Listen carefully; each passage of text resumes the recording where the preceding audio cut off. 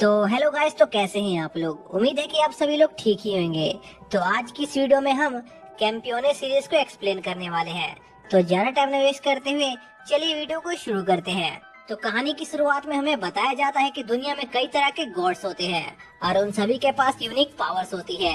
जैसे अग्निदेव के पास आग की शक्ति होती है और जल देव के पास पानी की। और जब कभी वो गॉड्स धरती पर आते हैं तब वो अपने साथ बहुत बड़ी तबाही भी लेकर आते हैं, क्योंकि गॉड्स को इंसानों की जरा भी परवाह नहीं होती। लेकिन इसके साथ ही दुनिया में कुछ ऐसे भी लोग हैं जो गॉड को टक्कर देने की शक्ति रखते हैं और उन्हें कैंपियोने के नाम से जाना जाता है। तो ये कहानी है गोंडो नाम के एक हाई स्कूल स्टूडेंट की कि कैसे उसकी किस्मत ने रुख बदल दिया और वो उन लेजेंडरी कैंपियोने में से एक बन गया। तो चलिए कहानी शुरू करते हैं। तो कहानी की शुरुआत में हम गोंडो को देखते हैं जो इटली शहर में आया था, क्योंकि उसे एक स्टोन टैबलेट एक महिला को देना था जो गोंडो के ग्रैंडफादर की दोस्त थी। इसलिए वो कुछ लोगों से एड्रेस पूछ रहा होता है, लेकिन कोई भी इंसान गोंडो को एड्रेस नहीं बता पा रहा था। दरअसल गोंडो के ग्रैंडफादर एक आर्कोलॉजिस्ट थे और वो दुनिया भर में घूमकर अजीबोगरीब चीजें इकट्ठा करते थे और गोंडो के हाथ में जो टैबलेट था वो भी उन्हीं चीजों में से एक था।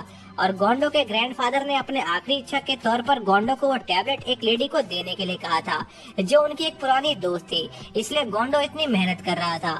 इसी दौरान गोंडो के पास एक लड़की आती है जो गोंडो से टैलेंट में कुछ कहती है, लेकिन गोंडो को उस लड़की की बात समझ नहीं आती और वो उस लड़की से पूछता है क्या तुम मुझसे बात कर रही हो। तभी वो लड़की एक नाइफ निकालती है और फिर से इटालियन में गोंडो से कुछ कहती है, पर गोंडो को कुछ समझ नहीं आता और वो उस लड़की से कहता है अगर तुम मेरा नाम जानना चाहती हो तो मेरा नाम गोंडो है। जिस पर वो लड़की गोंडो से कहती है लगता है तुम्हें इटालियन नहीं आती, चलो कोई नहीं, मैं तुमसे जापानीज में बात करूंगी। और यह कहने के साथ ही वो लेडी गोंडो से जापानीज में बात करने लगती है और गोंडो से उसकी टैबलेट मांगती है। लेकिन किसी वजह से वो लड़की उस टैबलेट को ग्रीमोरे बुला रही थी, जो सुनकर गोंडो सोचते है आखिर ये किस बारे में बात कर रही है। तभी वो लड़की गोंडो से कहती है कि मैं कॉपर ब्लैक क्रॉस की एक नाइट हूँ, क्या तुम्हें सच में लगा कि मैं उस चीज को नहीं पहचान पाऊंगी। जो सुनकर गोंडो अपने टैबलेट की तरफ देखकर कहता है क्या तुम सच में इस चीज की बात कर रही हो, लेकिन मैं तुम्हें ये नहीं दे सकता हूँ क्योंकि मुझे किसी को देने के लिए कहा गया है। जो सुनकर उस लड़की को गुस्सा आ जाता है और वो गोंडो के पीछे कूदकर जल्दी से वो टैबलेट उसके हवाले कर देने को कहती है। जो देखकर गोंडो सोचता है क्या ये लड़की मुझे लूटना चाहती है। जो सुनकर वो लड़की कहती है लूटना, तुम किस बारे में बात कर रहे हो, क्या तुम मेरा मजाक उड़ा रहे हो। और जब वो गोंडो से कह ही रही होती है तभी उसे किसी अजीब सी चीज की आवाज सुनाई देती है और उस चीज की आवाज इतनी ज्यादा तेज होती है कि गोंडो के कान फटने लगते हैं। तभी उस जगह का पूरा माहौल बदल जाता है। जो देखकर वो लड़की कहती है ऐसा नहीं हो सकता। तभी गोंडो उस लड़की से पूछता है कि आखिर ये किसकी चिल्लाने की आवाज है। इसी दौरान गोंडो देखता है कि एक बहुत बड़ा पिग सिटी में आ गया है, जिसे देखकर गोंडो कहता है आखिर ये चीज क्या है। जिस पर लड़की गोंडो को बताती है कि वो एक इविल गॉड है। तभी वो गॉड धीरे धीरे बाहर आता है, जिसे देखकर गोंडो की हालत खराब हो जाती है। इसके बाद वो गॉड शहर में तबाही मचाने लगता है और दूसरी तरफ गोंडो उस लड़की से पूछ रहा होता है कि आखिर एक गॉड से तुम्हारा क्या मतलब है। लेकिन वो लड़की गोंडो के सवाल का कोई जवाब नहीं देती और उसे यहाँ से जाने को कहती है और यह कहकर वो खुद उस गॉड को रोकने निकल जाती है और अपने एक साथी को गाड़ी स्टार्ट करने को कहती है। जिस पर उस लड़की की साथी गाड़ी चलाना शुरू करती है और वो लड़की उस गाड़ी के छत पर चढ़कर उस इविल गॉड की तरफ बढ़ने लगती है। और दूसरी तरफ हम देखते हैं कि वो गॉड सिटी को बुरी तरह तबाह कर रहा होता है। जो देखकर वो लड़की कहती है मुझे इसे किसी भी कीमत पर रोकना ही होगा। तभी उस लड़की की तरफ एक बड़ी सी चीज उड़ती हुई आती है, लेकिन वो लड़की उस चीज से बच जाती है और अपनी मैजिकल पावर का इस्तेमाल करके सीधा उस गॉड के सामने चली जाती है। और उस लड़की को देखकर वो गॉड बहुत गुस्से में आ जाता है। इसी दौरान वो लड़की अपने बैटल मोड में आ जाती है और अपने मैजिक को एक्टिवेट करती है और अपने लेजेंडरी वेपन लायन स्वॉर्ड को बाहर बुलाती है। इसके बाद वो अपना एक स्पेशल अटैक उस गॉड पर करती है, लेकिन उस गॉड को उससे कोई फर्क नहीं पड़ता। लेकिन वो लड़की हार नहीं मानती और अपनी पूरी पावर से उस मॉन्स्टर पर अटैक करती है, जिससे वो मॉन्स्टर अपने बैरियर से रोकने की कोशिश करता है और उस लड़की को पीछे धकेलने लगता है। लेकिन वो लड़की भी हार नहीं मानती और उस मॉन्स्टर के आगे डटकर खड़ी रहती है। इसी दौरान हम गोंडो को देखते हैं जो उस जगह से दूर भाग रहा होता है, लेकिन रास्ते में वो गिर जाता है और उसके हाथ से उसकी टैबलेट छूट जाती है। इसके बाद गोंडो खुद को संभालता है और वो देखता है कि उसके आगे एक बच्चा खड़ा है जिसने उसकी टैबलेट उठा ली है। तभी वो बच्चा गोंडो से पूछता है कि ये टैबलेट तुम्हारा है, जिस पर गोंडो कहता है हाँ ये टैबलेट मेरा है और तुम्हें इस जगह से दूर भागना चाहिए क्योंकि पास ही में एक अजीब तरह का मॉन्स्टर तबाही मचा रहा है। जो सुनकर वो लड़का कहता है ये कितना मजेदार है, जिस पर गोंडो उस लड़की से कहता है आखिर ये मजेदार कैसे हो सकता है और तुम्हारा नाम क्या है, तुम जैपनीज तो नहीं लगते। जिस पर वो लड़का कहता है मेरा नाम विक्टर है और मैं सबसे ताकतवर हूँ जिसके आगे कोई भी नहीं टिक सकता है और मैं अभी तक किसी से भी नहीं हारा हूँ, इसलिए मुझे नहीं पता कि आखिर हारना कैसा होता है। इसलिए मैंने खुद को हारते हुए देखने के लिए कई मरे हुए देवताओं को भी जिंदा किया और उनसे लड़ाई की, लेकिन वो लोग भी मुझे हरा नहीं पाए। और उस लड़की की वो सब बातें सुनकर गोंडो बहुत हैरान होता है क्योंकि उस लड़के की बातें गोंडो के सर के ऊपर से जा रही थी। इसी दौरान गोंडो को वो लड़की दिखाई देती है जो कहीं जा रही थी, जिस पर गोंडो उस लड़की को रोकने की कोशिश करता है, लेकिन उस लड़की को गोंडो की आवाज सुनाई नहीं देती। तभी वो लड़का गोंडो से पूछता है क्या तुम उस डैन का पीछा करते हुए यहाँ पर आए हो, लेकिन गोंडो उस लड़के के सवालों का कोई जवाब नहीं देता और उस लड़के से कहता है क्या तुम मेरा टैबलेट मुझे वापस दे सकते हो क्योंकि मुझे उसे कहीं डिलीवर करना है, क्योंकि यह मेरे दादाजी की आखिरी इच्छा थी। जो सुनकर वो लड़का हंसने लगता है और उससे कहता है ये सब कितना मजेदार है, तुम एक अच्छे योद्धा के साथ साथ एक अच्छे लड़के भी हो।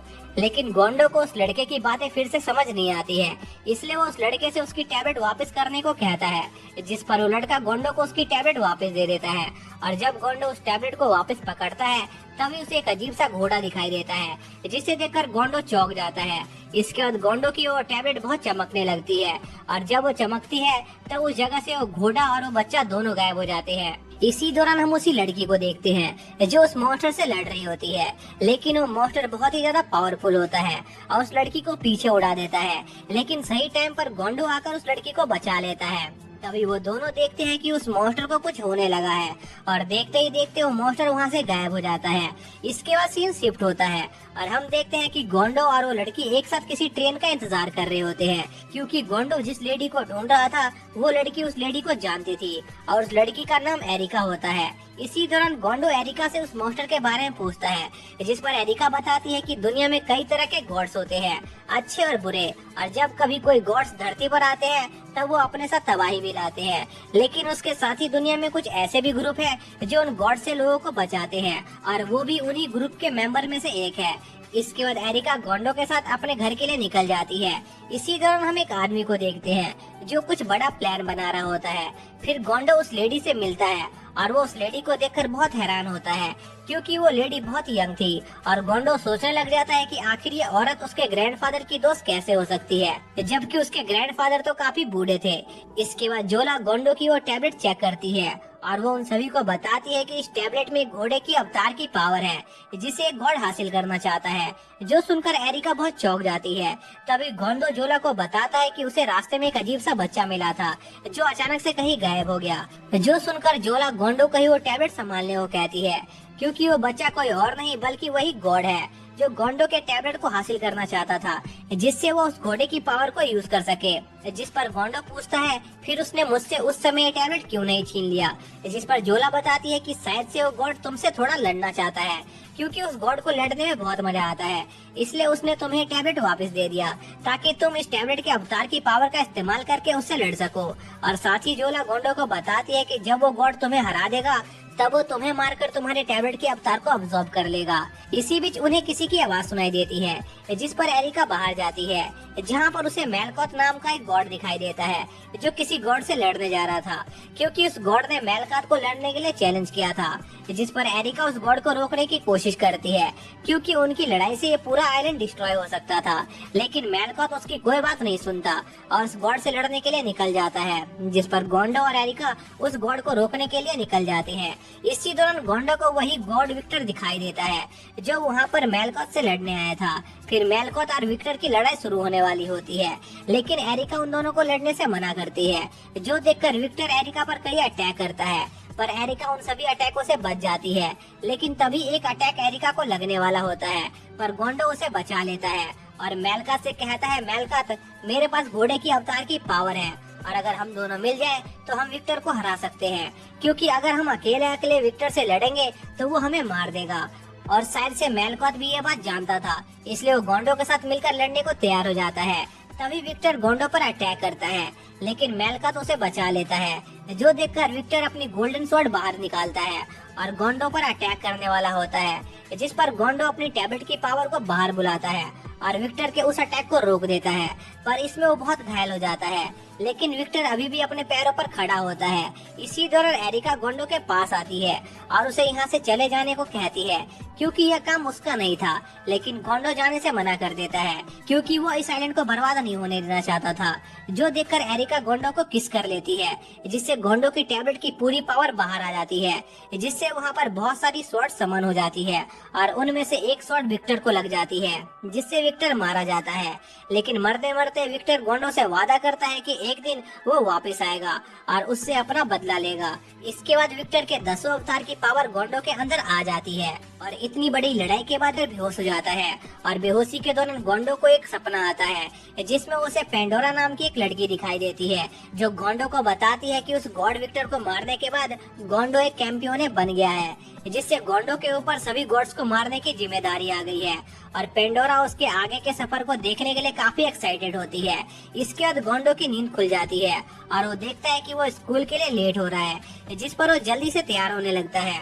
और हमें पता चलता है कि गोंडो की गॉड विक्टर के साथ हुई लड़ाई को 1 हफ्ता बीत चुका है। तभी गोंडो देखता है कि एरिका बिना कपड़ों के उसके बेड पर सो रही है, जो उसे ढूंढते हुए यहाँ पर आ गई थी।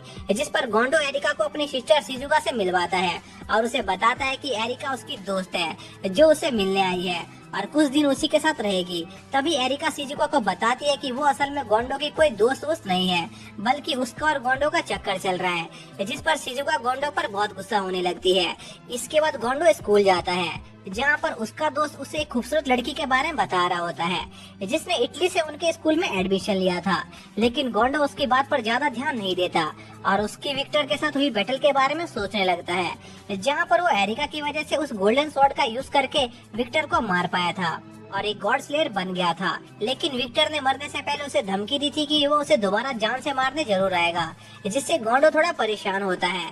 तभी उसकी क्लास में एरिका आती है, जो वही ट्रांसफर स्टूडेंट थी, जिसने इटली से उनके स्कूल में एडमिशन लिया था, जिसे देखकर गोंडो की हालत खराब हो जाती है।